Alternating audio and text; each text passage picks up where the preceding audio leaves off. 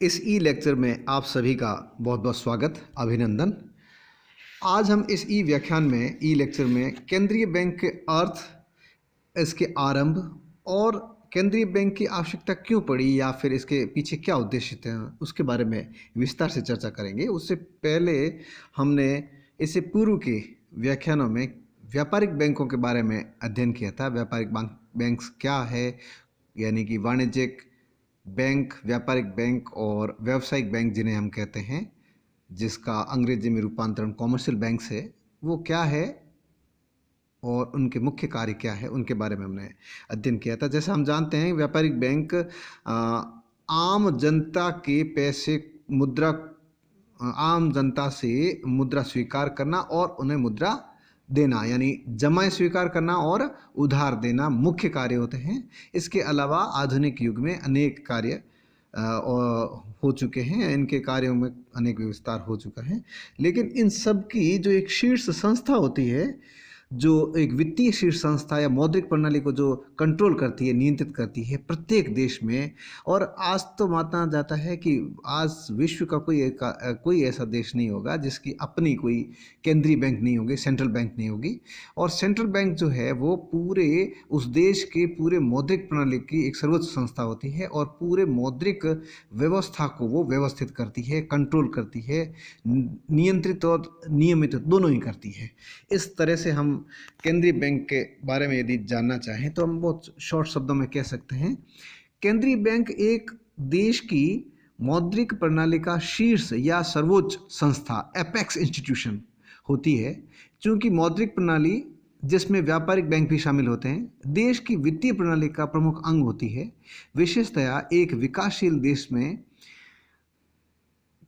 केंद्रीय बैंक इसकी वित्तीय प्रणाली की भी शीर्ष संस्था होती है। अतः केंद्रीय बैंक मौद्रिक वित्तीय प्रणाली के संगठन, संचालन, निगरानी, नियमन व विकास में महत्वपूर्ण भूमिका निभाती है। या इस तरह से भी कह सकते हैं इन शब्दों को, केंद्रीय बैंक एक देश की मौद्रिक प्रणाली की शीर्ष या सर्वोच्च संस्था होती है जो वित्तीय प्रणाली के संगठन, संचालन, निगरानी, नियमन व विकास में महत्वपूर्ण भूमिका निभाती है। और इस प्रकार से हम और सरल शब्दों में कहें या उचित परिभाषा के रूप में कहें, और जो कि वर्तमान में केंद्रीय बैंकों द्वारा किया जाता है, अर्थात जो वर्तमान समय है उसमें प्रत्येक देश के जो केंद्रीय बैंक है उनका नाम अलग अलग हो सकता है। जैसे भारत में भारतीय रिजर्व बैंक है, अमेरिका में फेडरल बैंक है, इसी तरह से सब देशों में जो केंद्रीय बैंक है उनका नाम अलग अलग हो सकता है। लेकिन इनकी जो वर्तमान में जो कार्य हैं और जो उसके पास में पावर है, उनको देखते हुए जो एक उचित परिभाषा हो सकती है वो इस तरह से हो सकती है, केंद्रीय बैंक वह संस्था है जो देश की आर्थिक प्रगति को वांछित गति एवं दिशा प्रदान करने हेतु देश की मौद्रिक, बैंकिंग एवं साख व्यवस्था का नियंत्रण एवं नियमन करती है। इस तरह से हम इसको परिभाषित कर सकते हैं और इसके अर्थ के रूप में देख सकते हैं। लेकिन और अधिक स्पष्ट रूप से इसकी परिभाषाओं को और अर्थ को समझें, उससे पहले मैं ये बताना चाहूँगा कि केंद्रीय बैंक का आरंभ कैसे हुआ या फिर इसका जो विकास है वो किस तरह से हुआ। आखिरकार केंद्रीय बैंक्स कब से स्थापित होने लगी और कब से कार्य करने लगी। वैसे केंद्रीय बैंक जो है वो एक तरह से देखा जाए तो बहुत बड़ा आविष्कार के रूप में देखा जाता है, यानी कि बैंकिंग जो व्यवस्था है उस बैंकिंग व्यवस्था को बहुत बड़े आविष्कार के रूप में माना जाता है। यद्यपि मुद्रा और फिर मुद्रा से बैंक, मुद्रा का परिवर्तन, मुद्रा के लेन देन और फिर बैंकिंग सिस्टम आया, तो बैंकिंग सिस्टम है जो अपने आप में बहुत महत्वपूर्ण है। यद्यपि मुद्रा का आविष्कार भी बहुत बड़ा माना जाता है, लेकिन रोगर्स जो है वो मुद्रा को केंद्रीय बैंक या बैंक के अंदर ही शामिल करते हैं और कहते हैं, विल रोगर्स कहते हैं कि संसार में अब तक के 3 बड़े आविष्कार हुए हैं। उनमें अग्नि यानी आग, पहिया यानी व्हील और केंद्रीय बैंक या बैंकिंग व्यवस्था, ये 3 बड़े आविष्कार हुए हैं और इन्होंने दुनिया को बहुत कुछ दिया है। यदि हम केंद्रीय बैंक के आरंभ की बात करते हैं तो इसका विकास तो हम 20वीं सदी में मानते हैं कि 20वीं सदी में ही सबसे ज़्यादा केंद्रीय बैंक का मुख्य रूप से विकास हुआ है, लेकिन इसका जब आरंभ है तो सबसे पहली बार ऐसा माना जाता है कि स्वीडन ने अपने देश के लिए जो वित्तीय प्रणाली है उसको व्यवस्थित करने के लिए एक बैंक की स्थापना की थी 1656 में, जिसको रिस्क बैंक नाम दिया था। एक्चुअली जो नियमन करने का कार्य था कि किस तरह से कितनी रिस्क लेनी चाहिए या रिस्क फैक्टर क्या है, उसको देखते हुए इसका नाम रखा गया था रिस्क बैंक, RISK यानी जोखिम बैंक। स्वीडन में ने सबसे पहले 1656 में स्थापित की थी और उसके बाद में 1694 में इंग्लैंड ने बैंक ऑफ इंग्लैंड की स्थापना की थी, जो कि 1844 में इसका आधुनिक रूप जो वर्तमान में जो रूप है इंग्लैंड के केंद्रीय बैंक का, वो 1844 में आधुनिक रूप में आई और पहले वो 1694 में इसकी पहली बार स्थापना हुई थी। फिर माना जाता है कि 1800 में फ्रांस ने भी अपने वहाँ पर केंद्रीय बैंक की स्थापना की। ठीक इसी तरह से 1814 में हॉलैंड ने और 1817 में ऑस्ट्रिया ने, 1875 में जर्मनी ने, 1913 में अमेरिका ने, जो कि फेडरल बैंक के नाम से, जो पहले फेड बैंक नाम था उसका, उसके बाद में फेडरल रिजर्व सिस्टम रखा और उसके बाद में इसका नाम परिवर्तन होकर आजकल फेडरल बैंक कहलाता है। और 1935 में भारत ने केंद्रीय बैंक की स्थापना की और भारत का जो केंद्रीय बैंक है वो भारतीय रिजर्व बैंक के रूप में जाना जाता है। और 1934 में एक अधिनियम पारित हुआ था, भारतीय रिजर्व बैंक अधिनियम, भारत की बात कर रहा हूँ मैं। भारत में जो हिल्टन यंग थे, 1927 में ब्रिटिश सरकार ने हिल्टन यंग कमीशन गठित किया और उस जो समिति थी, कमीशन था, उस कमीशन ने, आयोग ने अपने सुझाव दिए और उन सुझावों के आधार पर एक बैंक की स्थापना की गई, जो कि पूरे देश के वित्तीय नियमन और नियंत्रण का कार्य करेगी। नोट के निर्गमन की आवश्यकता हो तो वो भी करेगी, मुद्रा कितनी जारी करनी है ये तय करना भी उसका काम होगा, और मौद्रिक नीतियां यदि जारी करनी है तो वो भी उसका काम होगा। इसको इस दृष्टि से 1935 में भारत में भारतीय रिजर्व बैंक या केंद्रीय बैंक की स्थापना की गई, जो कि 1949 में इसका आज़ादी के बाद इसका राष्ट्रीयकरण किया गया और आज़ाद भारत में 1949 में इस भारतीय रिजर्व बैंक का राष्ट्रीयकरण किया गया। इस तरह से जो केंद्रीय बैंकों के आरंभ और विकास की जो विकास की दिशा है वो इस तरह से तय होती है। और 1656 से लेकर अब तक केंद्रीय बैंक का जो रूप है वो काफ़ी परिवर्तित हो चुका है और उसके जो पीछे जो उद्देश्य थे या आवश्यकता थी कि क्यों इसकी स्थापना की जाए या जिन उद्देश्यों को लेकर स्थापना की गई थी उनसे तो कहीं आगे निकल गए हैं और बहुत सारी चीज़ें देखने को मिली है, बल्कि दिनों दिन कुछ न कुछ नई चीज़ें आती रहती है और रिजर्व बैंक को अपने नियमों में और रेगुलेशन में परिवर्तन करना पड़ता है और संशोधन करना पड़ता है और नए नए नियम और नए नए चीज़ें जुड़ गई है। और ख़ास करके जब ऑनलाइन का लेन देन होने लगा है उसके बाद तो ऑनलाइन ATM और कार्ड्स, क्रेडिट कार्ड्स और इलेक्ट्रॉनिक माध्यम जब से आया है तब से तो बहुत कुछ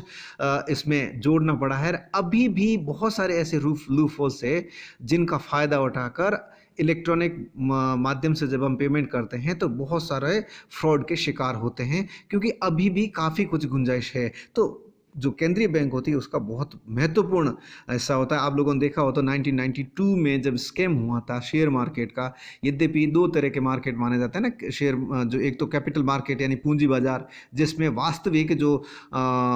उत्पादन होता है, जो कंपनीज होती है उनके शेयर जो बेचे जाते हैं वो खरीदे जाते हैं वो शेयर मार्केट में होते हैं, और जो कैपिटल मार्केट कहलाता है ये। और वास्तव में जो पूंजी लगाई जाती है, इन्वेस्ट किया जाता है या फिर नया उत्पादन किया जाता है उनके वो उसका बेस होता है कैपिटल मार्केट का। लेकिन जो मनी मार्केट होता है वो रिजर्व बैंक उसको कंट्रोल करती है और रिजर्व बैंक के थ्रू ही फिर ये कैपिटल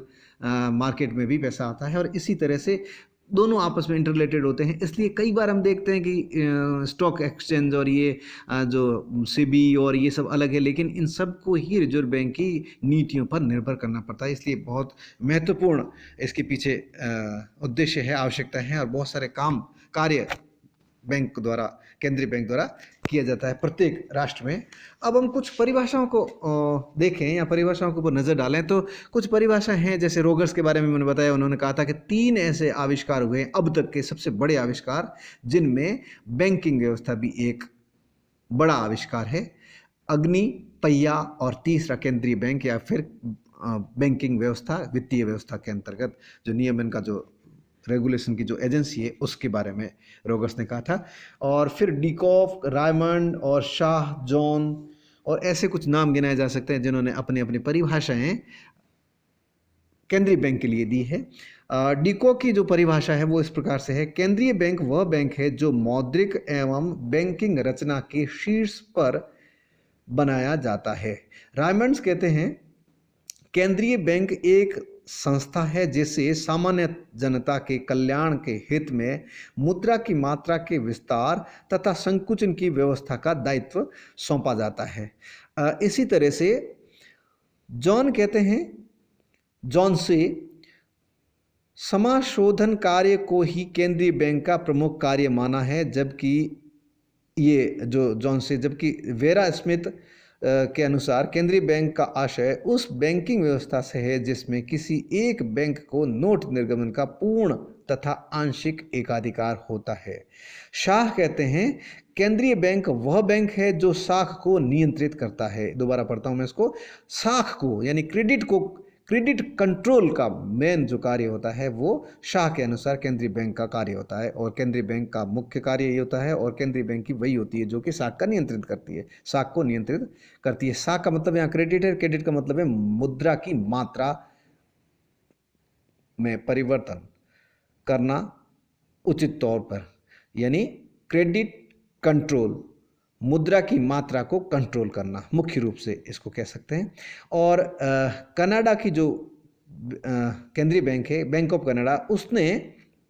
जो परिभाषा दी है वो इस तरह से: केंद्रीय बैंक वह बैंक है जो राष्ट्र के आर्थिक जीवन के सर्वोत्तम हित में साख और चलन का नियमन करता है, राष्ट्र की मौद्रिक इकाई के बाह्य मूल्य को नियंत्रित करता है और मौद्रिक क्रिया द्वारा यथासंभव प्रभाव डालकर उत्पादन, व्यापार, कीमतों तथा रोजगार के सामान्य स्तर में होने वाले उच्चावचनों को रोकता है। हमने व्यापार चक्रों को पढ़ा है, और जो फर्स्ट ईयर में हैं वो सेकंड ईयर में जाएंगे तो पढ़ेंगे। और सेकंड ईयर में जो पेपर फर्स्ट है मैक्रो इकोनॉमिक्स, उसमें आप व्यापार चक्र पढ़ते हैं। उन व्यापार चक्रों को नियंत्रित करने का कार्य भी केंद्रीय बैंक करती है, ऐसा कनाडा की जो बैंक है उसका, बैंक ऑफ कनाडा का मानना है। काफ़ी अच्छी परिभाषा और काफ़ी विस्तृत परिभाषा, और इसने अपने परिभाषा में इनके मुख्य कार्यों को भी सम्मिलित किया है, इसलिए इस परिभाषा को हम बहुत महत्वपूर्ण परिभाषा के रूप में देख सकते हैं। इसी तरह से केंट कहते हैं केंद्रीय बैंक को एक ऐसी संस्था के रूप में परिभाषित किया जा सकता है जिसे सामान्य जन कल्याण के हित में मुद्रा की मात्रा के विस्तार व संकुचन के प्रबंध की जिम्मेदारी सौंपी जाती है। किश व एल्किन कहते हैं एक केंद्रीय बैंक वह बैंक होता है जिसका आवश्यक कर्तव्य मौद्रिक मान की स्थिरता, stability of the monetary standard, कायम रखना होता है। इस तरह से बहुत सारी परिभाषाएं हैं। इन परिभाषाओं के निचोड़ से भी हम कह सकते हैं कि केंद्रीय बैंक जो है उसका बहुत महत्वपूर्ण कार्य होता है प्रत्येक देश में पूरी वित्तीय जो प्रणाली है उसको नियमन, नियंत्रण और प्रसारित और संकुचित करने का सब पूरा अधिकार और पूरा अधिकार के साथ में पूरा कर्तव्य केंद्रीय बैंक का ही रहता है। आखिर हम देखते हैं केंद्रीय बैंक की स्थापना क्यों की जानी चाहिए, या फिर केंद्रीय बैंक की आवश्यकता क्यों, वाई सेंट्रल बैंक, या फिर क्या उद्देश्य थे जिनको देखकर केंद्रीय बैंक की स्थापना की जाती है। तो इन परिभाषाओं से हमें स्पष्ट हो जाता है, और ख़ास करके वो परिभाषा जो कि बैंक ऑफ कनाडा के रूप में कनाडा ने दी है वो तो बहुत महत्वपूर्ण परिभाषा है, और वो पूरी तरह से तय कर देती है कि किसी भी देश को केंद्रीय बैंक की आवश्यकता क्यों होती है या उसके पीछे क्या उद्देश्य होते हैं। वैसे मोटे तौर पे हमने इन उद्देश्यों को या आवश्यकता को 5 बिंदुओं में लिखा है यहाँ पे, और मैं इसको डिस्कस करूँगा। और इनको डिस्कस करने से पूर्व वापस वही परिभाषा जो सबसे पहले दी थी उस परिभाषा में भी ये वापस समाहित होती है, और जो बैंक ऑफ कनाडा द्वारा दी गई परिभाषा उसमें भी ये पांचों उद्देश्य या फिर केंद्रीय बैंक की आवश्यकता क्यों पड़ती है या क्या उसके पीछे उद्देश्य है, ये सब नजर आते हैं इसमें। केंद्रीय बैंक वह संस्था है जो देश की आर्थिक प्रगति को वांछित गति एवं दिशा प्रदान करने हेतु देश की मौद्रिक, बैंकिंग एवं साख व्यवस्था का नियंत्रण एवं नियमन करती है। इस तरह से केंद्रीय बैंक बहुत आवश्यक है प्रत्येक देश के लिए। पहला जो आवश्यकता या पहला जो उद्देश्य है इसके पीछे स्थापना के लिए, नोट निर्गमन का कार्य सुचारू रूप से करना। यानी सबसे पहला कार्य ये है कि प्रत्येक देश को पत्र मुद्रा की आवश्यकता पड़ती है। पहले भी जब पत्र मुद्रा नहीं हुआ करते तो नोट जो हैं छपे जाते हैं कागज़ पे, वो ना होके सिक्के डाले जाते थे, तो भी टकसाल की आवश्यकता होती थी। तो वो जो राजा महाराजाओं की टकसाल होती थी उसमें होते थे। लेकिन वर्तमान में और खास करके 20वीं सदी में लोकतंत्रात्मक सरकारें हैं पूरे विश्व में, तो इनको आवश्यकता होती है कि इनकी मुद्रा को कौन छापेगा, चाहे वो टकसाल हो, सिक्के ढालने का काम हो या फिर नोट छापने का कार्य हो। तो नोट छापने के लिए, पत्र मुद्रा के लिए बहुत आवश्यक होता है कि एक कोई एजेंसी हो। इसलिए केंद्रीय बैंक सरकार के बैंक के रूप में कार्य करती है और सरकार के दिशा निर्देश अनुसार अपनी मौद्रिक नीति तय करते हुए नोटों का निर्गमन करती है, नोटों को छापती है और आगे जारी करती है। उसके पीछे कितनी मुद्रा छापनी है उसका जो स्वर्ण मान त्याग करके जो पत्र मुद्रा मान अपनाया गया है, ये भी वही तय करती है कि कितना होना चाहिए, कितनी मात्रा में नई मुद्रा छापी जानी चाहिए और कितनी मात्रा में मुद्रा बाजार में होनी चाहिए। फिर है साख नियंत्रण करना। जैसा मैंने कहा कि नोट छापने के बाद में मार्केट में मनी कितनी होनी चाहिए, मुद्रा बाजार में कितनी होनी चाहिए, अर्थव्यवस्था में कुल मुद्रा की मात्रा कितनी होनी चाहिए, ये तय करना भी केंद्रीय बैंक का कार्य होता है। और साख को नियंत्रण करना, यदि मुद्रा की मात्रा बहुत अधिक हो गई है बाजार में, तो उसको किस तरह से वापस व्यापारिक बैंकों के माध्यम से केंद्रीय बैंक तक वापस लाना और वहाँ पे कंट्रोल करके वहाँ पे कोष के रूप में रख देना, जिससे आवश्यकता होने पर वापस उसको बाजार में उस मुद्रा को भेजी जाए। कम क्यों की जाएगी? क्योंकि यदि वस्तुओं और सेवाओं का उत्पादन भी यदि मुद्रा के बराबर नहीं होता है, तो ऐसी स्थिति में मुद्रास्फीति यानी महंगाई दर बढ़ने की संभावना होती है या ज़्यादा हो जाती है। इस कारण से ऐसा करना पड़ता है। और यदि वस्तुओं और सेवाओं की मात्राएं का उत्पादन अधिक हुआ है तो मुद्रा की आवश्यकता अधिक पड़ती है, इसलिए नई मुद्रा छाप कर भी या फिर जो पुरानी मुद्रा कोष के रूप में रखी होती है उसको वापस रिलीज की जाती है। इस तरह से साख का नियंत्रण किया जाता है। तीसरा, साख नियंत्रण के अंतर्गत हम साख निर्माण को जब पढ़ेंगे उसमें और विस्तार से देखेंगे। तीसरा है बैंकिंग व्यवस्था का विकास और नियंत्रण। ये बहुत महत्वपूर्ण कार्य है कि प्रत्येक देश में केंद्रीय बैंक का ये बहुत जो पहला नोट निर्गमन और उसके बाद का जो महत्वपूर्ण कार्य है वो है कि जितने भी वित्तीय संस्थाएं हैं उन सबको रेगुलेट करना और पूरे देश की जो बैंकिंग व्यवस्था है उसको रेगुलेट करना, उसको कंट्रोल करना और उसको रजिस्टर्ड करना। जो भी बैंक के रूप में अपना कार्य करना चाहती है संस्था, तो बैंक के रूप में उसे मान्यता प्रदान करना, उसका पंजीकरण करना और उनके पंजीकरण के साथ साथ उनको नियमित भी करना, यानी रेगुलेशन कहते हैं तो उनको नियमन करना और उनका नियंत्रण, उन पर नियंत्रण भी रखना और आवश्यकता पड़ने पर मित्र के रूप में सलाह भी देना और दार्शनिक के रूप में भी कार्य करना और गाइडेंस की जरूरत पड़े तो मार्गदर्शन भी प्रदान करना। ये सारे कार्य बैंकिंग व्यवस्था के लिए केंद्रीय बैंक द्वारा किए जाते हैं और इसलिए आवश्यकता पड़ती है कि जितनी भी बैंक्स होती है दूसरी, उन सबको कौन सिखाएगा, कौन रजिस्टर्ड करेगा, कौन नियम बनाएगा और उनको पालन करवाएगा। ये सारे कार्य केंद्रीय बैंक के द्वारा ही होते हैं, इसलिए केंद्रीय बैंक की स्थापना आवश्यक होती है। फिर है सरकार की मौद्रिक नीति की सफलता, यानी सरकार जब मौद्रिक नीति तय करती है तो उस मौद्रिक नीति को कौन अमल में लाएगा और उसको किस तरह से सफलता की दिशा में ले जाएगा, ये सारे कार्य केंद्रीय बैंक के द्वारा के माध्यम से किए जाते हैं। और फिर है अंतर्राष्ट्रीय वित्त समस्याओं का समाधान, यानी कि एक देश को अन्य देशों के साथ में जब लेन देन करने होते हैं, चाहे वो व्यापार से संबंधित हो या फिर अन्य कार्यों से संबंधित हो, जब अंतर्राष्ट्रीय लेन देन करने पड़ते हैं तो उन लेन देनों में जो विनिमय दर होगी वो किस तरह से तय होगी, या फिर जो अंतर्राष्ट्रीय कोष कौन रखेगा, अन्य देशों की मुद्रा कहाँ रखी जाएगी, कितने मात्रा में हो सकती है, उसको कैसे बढ़ाया जाए, ये सब तय करना, इन सब समस्याओं का समाधान भी केंद्रीय बैंक के द्वारा ही किया जाना होता है। इसलिए केंद्रीय बैंक की आवश्यकता होती है, केंद्रीय बैंक की स्थापना के पीछे ये उद्देश्य होते हैं। धन्यवाद।